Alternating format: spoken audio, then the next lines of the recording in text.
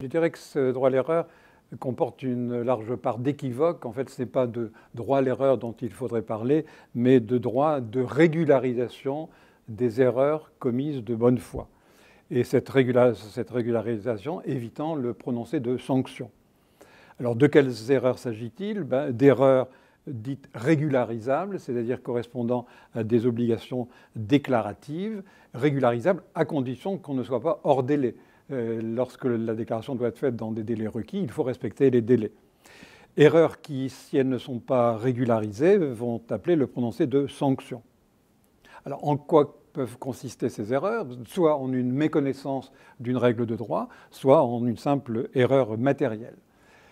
Ce droit à régularisation, donc, puisque je parle de droit à régularisation et non pas de droit à l'erreur proprement dit, ce droit à régularisation est subordonné à un certain nombre de conditions. Il faut qu'il s'agisse d'une première méconnaissance involontaire d'une règle.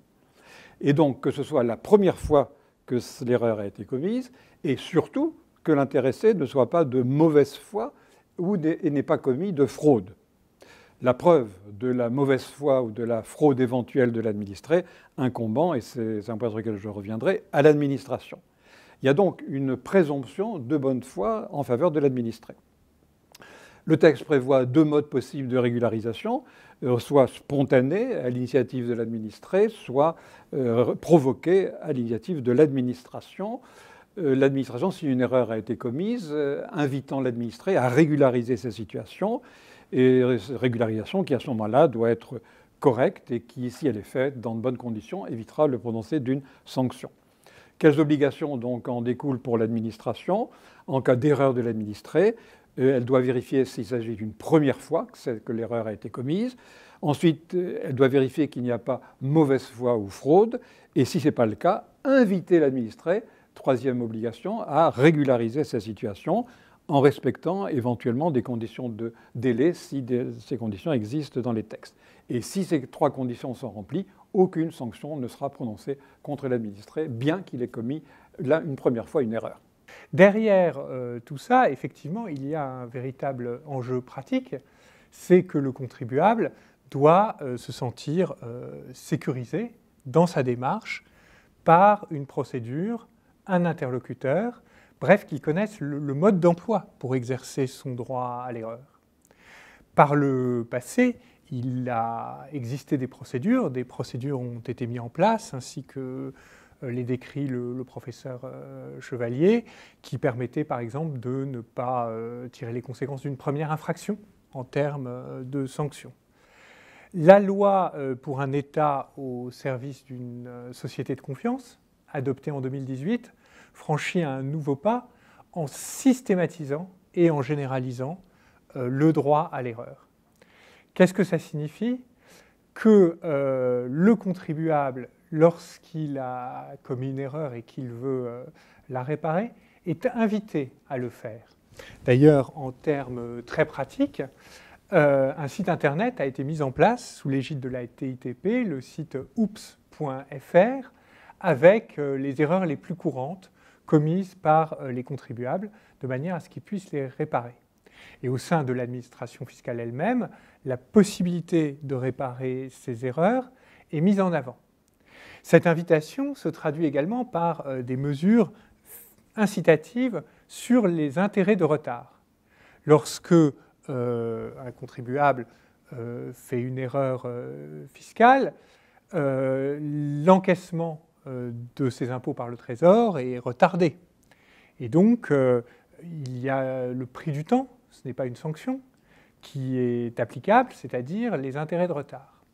La loi ESSOC, donc pour un État au service d'une société de confiance, prévoit qu'en cas de régularisation par le contribuable spontanément, ces intérêts de retard sont réduits dans différents cas de figure, dans le cadre d'un contrôle fiscal, hors le cadre d'un contrôle fiscal, avec paiement immédiat ou bien avec un échéancier de paiement donc étalé dans le temps.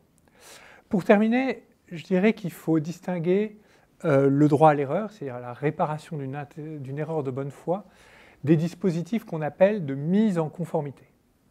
Dans le cas des mises en conformité, il s'agit de réparer des erreurs intentionnelles, des manquements délibérés qui ont été commis à un moment par le contribuable ou par quelqu'un à qui dont il va être le successeur, à qui il va succéder.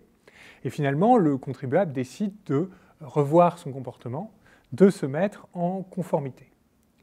Et là, le cadre va être très différent, avec à la fois, dans certains cas, la volonté de l'administration de faciliter ce type de mise en conformité, et puis en même temps, évidemment, l'obligation de payer les droits éludés, les intérêts de retard, et puis les pénalités.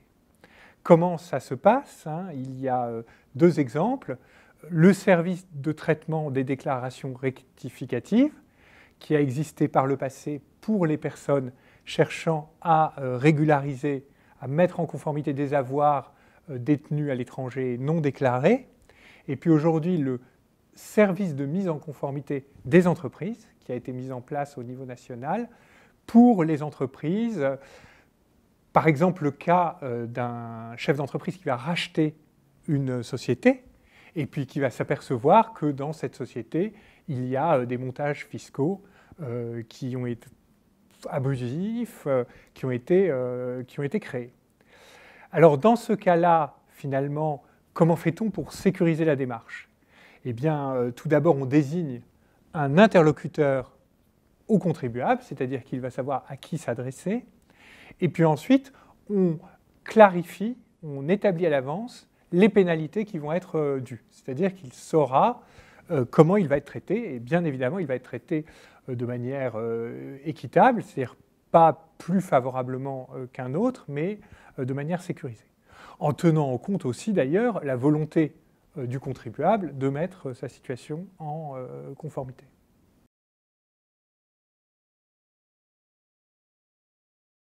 Évidemment, l'objectif, c'est de rétablir une relation de confiance entre l'administration et les administrés, relation de confiance avec les administrés, et du rétablissement de cette relation de confiance avec les administrés, l'administration attend en retour que l'administré lui fasse confiance. Donc c'est un jeu, comme je le disais ce matin, en principe gagnant-gagnant pour les deux partenaires. Alors ce rétablissement des relations de confiance avec l'administration s'insérant dans un projet plus global de rétablissement de la confiance dans l'État. Et c'est bien d'ailleurs le titre même de la loi qui l'indique bien. Le projet actuel de réforme de l'État est sous-tendu par cette idée rétablir un rapport de confiance qui aurait été distendu, qui aurait été mis en cause. Et l'idée qu'au lieu de se montrer au lieu d'imposer ses vues à la société, l'État devrait se montrer, je reprends les termes utilisés, bienveillant et ouvert. Bienveillant et ouvert, et on serait en présence du même coup d'un nouvel agir collectif, c'est l'exposé des motifs de la loi ESSOC qui indiquait cette idée-là. De cette vision de l'État découle toute une conception de l'administration, c'est le contenu du titre 1 de la loi ESSOC, une administration de conseils et de services qui à la fois accompagne, s'engage et dialogue. Ce sont les trois chapitres du premier titre de la loi ESSOC. Alors, les ambitions de ce texte sont extrêmement importantes et les implications sont larges. Et j'en vois au moins de 4 ordres. Tout d'abord, c'est un changement profond dans la conception traditionnelle qu'on a en France de l'administré. L'idée que l'administré puisse commettre des erreurs. Cette possibilité était complètement ignorée du droit public classique. L'idée que l'administré puisse commettre des erreurs. Et établir du même coup, en faveur de l'administré, une présomption de bonne foi, même s'il a commis des erreurs. Donc c'est vraiment la fin de la conception traditionnelle de défiance, l'administré considéré comme un suspect par rapport à l'administration. Deuxième changement important, l'administré qui n'est plus considéré comme un sujet passif, subissant des sanctions automatiques qui lui sont infligées pour punir l'administré des erreurs qu'il a pu commettre, mais comme un acteur un acteur qui a la possibilité de se corriger, de corriger les erreurs qu'il a pu commettre. Et donc, du même coup, il devient pour l'administration un partenaire avec lequel l'administration doit dialoguer. Et dialogue qui va permettre d'éviter, si possible, le prononcé de sanctions. Du même coup, troisième conséquence, l'unilatéralité traditionnelle du rapport administratif, un rapport fait de commandements et de contraintes, est mise en cause. La relation administrative est réorientée, recentrée sur l'administré lui-même. Je regarde encore l'exposé des motifs, on dit qu'il faut mettre les citoyens au cœur du droit. Les citoyens, c'est l'objet, la cible essentielle du texte. Le droit à l'erreur, du même coup, fait partie de ces droits nouveaux, mais j'y reviendrai peut-être tout à l'heure, que la loi reconnaît aux administrés. Il n'y a pas que le droit appelé droit à l'erreur, ou droit de régulariser ses erreurs, disais-je il y a un instant. Il n'y a pas que ça dans la loi. Il y a aussi le droit au contrôle, l'invocabilité des circulaires, l'opposabilité du rescrit. Et donc l'idée que l'administré est détenteur vis-à-vis de l'administration d'un ensemble de droits. Un ensemble de droits qu'il s'agit d'étendre et de consolider constamment. Il y a une dynamique des droits et la loi ESSOC s'inscrit tout à fait dans ce processus dynamique de consécration de nouveaux droits en faveur de l'administré, et ce qui entraîne une transformation profonde dans la conception même du droit administratif. Droit administratif qui était traditionnellement conçu comme un droit de commandement, fondé sur l'unilatéralité, droit de commandement et de contrainte, et un droit considéré comme un droit objectif, et donc qui tend à devenir de plus en plus un droit subjectif. Il y a une subjectivisation de l'administré, puisqu'on reconnaît aux administrés tout un ensemble de droits subjectifs. Et on pourra y revenir peut-être tout à l'heure, il y en a bien d'autres maintenant. Lorsqu'on fait la liste, on est vraiment tout à fait impressionné par cette floraison de droits nouveaux. Comme le disait un de mes collègues qui est malheureusement décédé, l'État est devenu l'État des droits. L'État des droits, ce n'est pas l'État de droit, l'État des droits. Et puis, enfin, on prend en compte, et là aussi c'est nouveau par rapport à nos traditions administratives, on prend en compte l'intention de l'administré, toujours le processus de subjectivisation de l'administré. C'est-à-dire, avant de prononcer une sanction, il faut voir quelle a été l'intention de l'administré. Est-ce qu'il a voulu commettre une erreur de manière délibérée, comme vous le disiez il y a un instant? Est-ce qu'il est de bonne foi? On prend son intention. Et là encore, je reviens au principe du droit administratif traditionnel, le pouvoir de sanction était traditionnellement considéré comme un pouvoir de nature objective. Et là, la prise en compte de l'intention d'administrer le subjectivise, ce pouvoir de sanction. Et ça, c'est vraiment une innovation aussi assez profonde par rapport au principe du droit administratif traditionnel. Sur les objectifs, je crois que là, il faut se placer d'abord dans la personne, c'est-à-dire se mettre à la place du contribuable.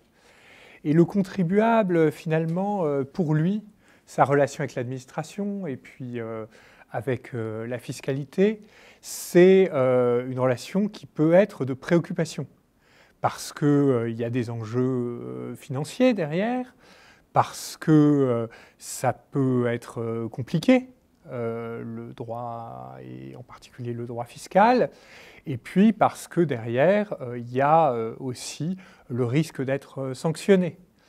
Donc cette préoccupation, il s'agit d'essayer de la traiter et d'y répondre.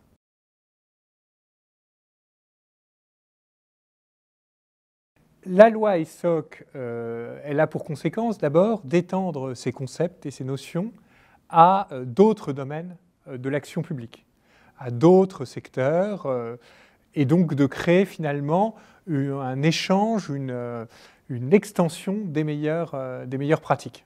Le rescrit, la doctrine opposable, c'est-à-dire le fait que les circulaires de l'administration puissent être invoqués par les contribuables juridiquement, y compris devant les juges, en leur faveur. Ce sont des éléments qui sont étendus et généralisés. Et puis, par ailleurs, pour l'administration fiscale, il y a de nouveaux dispositifs qui sont prévus par la loi ESSOC, notamment des dispositifs d'accompagnement. C'est-à-dire que, finalement, pour donner cette sécurité aux contribuables, on va également l'aider avant qu'il dépose sa déclaration avant qu'il conduise une opération, on va lui permettre de savoir quel est le traitement fiscal applicable et que l'administration s'engage dessus. S'engage dessus par une procédure qui s'appelle le rescrit. Alors il y a plusieurs mesures qui ont été prises dans ce sens-là. D'abord, on a créé sur Internet un site du rescrit où on explique, l'administration fiscale explique comment est-ce qu'on présente un rescrit, comment est-ce que ce rescrit va être traité, quels sont les bons interlocuteurs. Également, quand il y a des rescrits qui peuvent être d'intérêt général, on les publie. Donc on en a déjà publié 25 depuis que le système est mis en place et on le fait très régulièrement. L'idée, c'est que chacun puisse se réclamer des rescrits, des prises de position qui sont prises par l'administration, donc une idée d'équité sur l'interprétation, l'application du droit. Et puis c'est également que les contribuables voient un peu comment est fait un rescrit pour les encourager eux-mêmes, s'ils le souhaitent, à en déposer. Ça concerne les contribuables, personnes physiques comme entreprises. Mais vous montrez par là qu'on est bien au-delà du droit à l'erreur entendu au sens strict. Voilà, on essaye d'anticiper, d'accompagner. Et puis, deuxièmement, on va chercher à informer aussi le contribuable sur les positions de l'administration et sur l'état du droit, qu'est-ce qui va s'appliquer pour qu'il puisse faire ses choix en toute connaissance de cause. Ce qui revient un peu à ce que vous disiez d'ailleurs sur le contenu de la loi ESSOC, qui finalement place l'administration dans une autre dimension, qui est une dimension d'accompagnement et d'information, qui ne remonte pas d'ailleurs au-delà du droit à l'erreur forcément à la loi ESSOC elle-même, puisque déjà dans le statut par exemple des fonctionnaires, il y a une obligation d'information des administrés, ou bien parce que la procédure de rescrit, qui consiste à s'engager, a été mise en place dans notre droit fiscal dès les années 1980, formellement. Mais, même avant d'ailleurs, je crois, donc il faut en réalité que l'administration prenne en compte ce concept d'erreur et aide le contribuable, au-delà de ce droit à l'erreur, à ne pas se retrouver en fait en dehors des erreurs. Et peut-être derrière ces principes, un troisième aspect qui est l'aspect d'engagement, c'est-à-dire le rescrit. Donc là, l'administration finalement, après avoir engagé ce dialogue avec la PME, elle s'engage pour le coup par une prise de position formelle qui ne peut pas être remis en cause en contrôle. C'est-à-dire que ce point finalement est hors du contrôle. Donc la notion d'erreur finalement, c'est d'éviter aussi que derrière le contrôle vienne sanctionner la personne. Le contrôle demeure évidemment, mais on essaye au maximum de régler les problématiques en amont. Et donc effectivement, on va au-delà du droit à l'erreur au sens strict. C'est un exemple, il y a aussi des mesures qui sont prises pour les grandes entreprises et les ETI dans le même esprit. Tout ça montrant, à mon sens, qu'il ne faut pas idéaliser ou sacraliser ce droit à l'erreur qui serait la panacée résolvant tous les problèmes de relation entre administration et administré. Ce droit à l'erreur, ce droit de régulariser ces erreurs est un droit qui n'est pas sans intérêt, mais qui est un droit qui me paraît tout à fait secondaire par rapport à la relation administrative et aux nouveaux droits que les administrés ont conquis.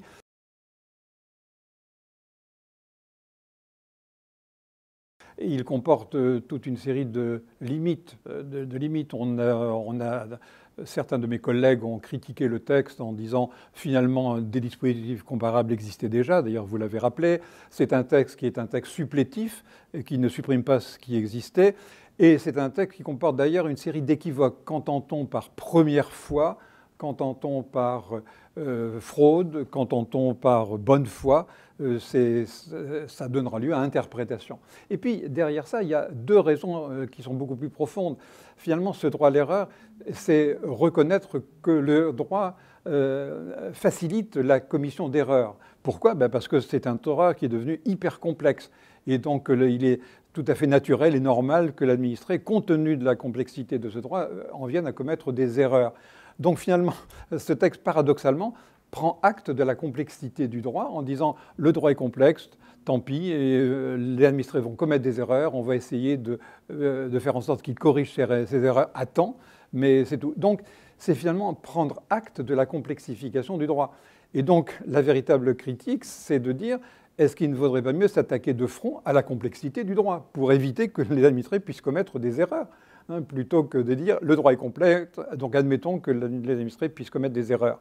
Et donc, si on s'engage dans cette voie-là, on voit que le véritable problème, c'est effectivement la simplification du droit. Alors là, on aborde une question singulièrement complexe, si j'ose dire, parce qu'elle recouvre des facettes diverses. Qu'est-ce que c'est que simplifier le droit? C'est d'abord alléger le droit, si tant est qu'on a une inflation normative galopante, aussi bien des lois et des règlements, et le mouvement en cours ne fait pas exception par rapport à cette tendance. Les règles de droit sont devenues hyper complexes, les spécialistes ont beaucoup de mal à s'y retrouver, d'autant que le processus de codification a encore accentué cette complexité. Et donc il faudrait, si possible, clarifier la formulation de la règle de droit, et essayer de faire en sorte que la règle de droit soit aussi plus souple pour que les interprétations par les services soient facilitées, soient rendues possibles. Et puis la seconde critique, qui est plus subtile, c'est de dire, est-ce qu'il y a un véritable droit à régularisation des erreurs? Et finalement, est-ce que ce n'est pas plutôt une obligation qui est faite à l'administré de corriger ses erreurs? Pourquoi? Parce que s'il ne corrige pas ses erreurs, il va être sanctionné. Donc c'est l'obliger à corriger ses erreurs sous peine de sanction. Donc est-ce que c'est un véritable droit ou une obligation faite à l'administré? Et certains commentateurs de ce texte ont dit effectivement qu'on est entré dans cette voie qui consiste à ce que le droit à l'erreur contribue paradoxalement au renforcement de la contrainte juridique pesant sur les administrés, puisque les administrés, s'ils ne régularisent pas leurs erreurs, ils seront sanctionnés. Et sans remords, je dirais, par l'administration, parce que là, ils auront enfreint la légalité, ils n'auront pas fait usage de ce droit de régularisation. Donc voilà, il y a dans ce texte des effets quand même passablement contradictoires, équivoques, et qui me conduisent à penser qu'il ne faut pas sacraliser ce texte. Ce texte n'est pas inutile, il va introduire un peu de lubrifiant, je dirais, dans la relation administration-administré, mais je dirais que ce pseudo-droit à l'erreur, pour moi, c'est un droit ou une obligation, d'ailleurs, comme je le disais, secondaire ou mineure par rapport à d'autres droits qui sont beaucoup plus importants, tels que le droit à l'information de l'administré. On a parlé ce matin de la transparence, c'est tout à fait essentiel. Le droit à une bonne administration. Ça, j'insiste un peu sur ce point. Le droit à une bonne administration est reconnu en droit européen. La Charte des droits fondamentaux de l'Union européenne comporte tout un chapitre sur le droit à une bonne administration. Ce droit à une bonne administration n'est pas reconnu actuellement en droit français. Le Conseil d'État a estimé qu'on n'a pas besoin de reconnaître le droit à une bonne administration puisque tous les textes sont suffisants sur ce plan-là. Mais le droit à une bonne administration, le droit à être entendu, à faire valoir ses arguments, que les décisions soient motivées et bien d'autres choses encore, c'est beaucoup plus important que le droit à régulariser certaines erreurs qui ont pu être commises. Et ou encore le droit à participation. Insistons juste sur ce point-là.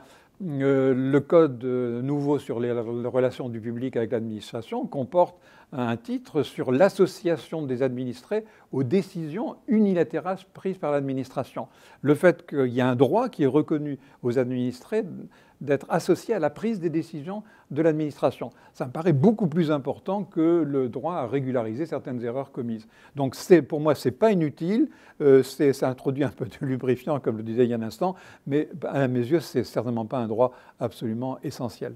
Je ne sais pas ce que vous en pensez. Du point de vue de l'administration fiscale, je dirais que pour le coup, dans son action, c'est quelque chose de majeur. Et c'est vrai que la loi ESSOC, de ce point de vue-là, est très importante parce qu'elle reconnaît cet aspect fondamental.